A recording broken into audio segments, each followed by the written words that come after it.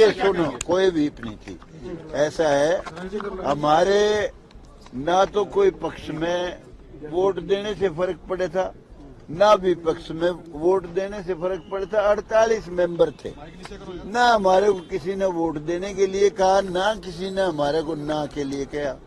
हम आए थे, हम वोट देते तो किसी ने मांगा नहीं, हम खिलाफ देते तो किसी ने कहा नहीं, तो इसलिए हमने एब्सटेन कर लिया। कोई विशेष बात नहीं थी, ये लंबी चौड़ी बात थी नहीं। लेकिन आज रैली है वहाँ पे, लेकिन आप वहाँ पे गए नहीं।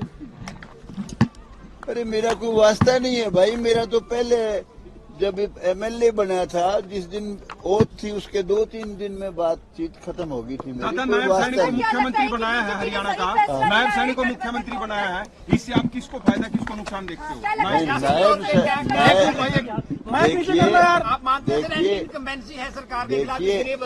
देखिए ऐसा है, एंटी इनकम्बेंसी तो स्वाभाविक है, क्योंकि 9.5 साल हो गए। आदमी अच्छा करे उसके खिलाफ भी होती है, कई बार आदमी कुछ सोच के करता है।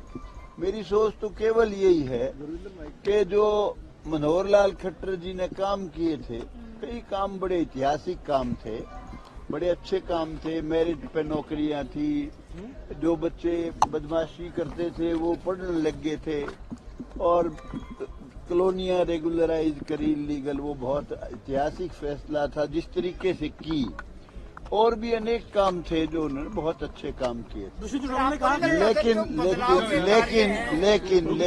लेकिन ऐसा है, अब जैसे कुछ चीजें ऐसी थी, अब ऑनलाइन पॉलिसी थी, अगर ये मास्टरों तक रहती, टीचर्स तक रहती तो बहुत अच्छा था।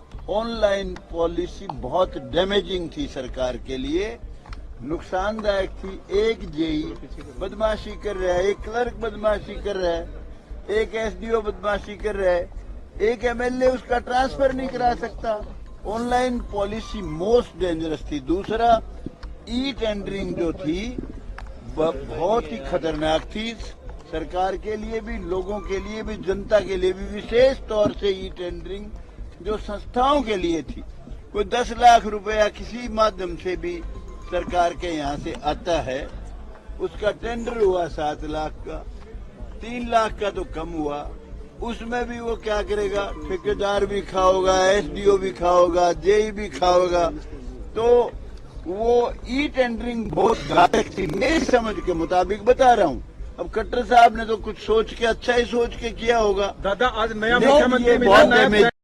Subscribe our channel for latest news and updates, and don't forget to press bell icon for latest notifications.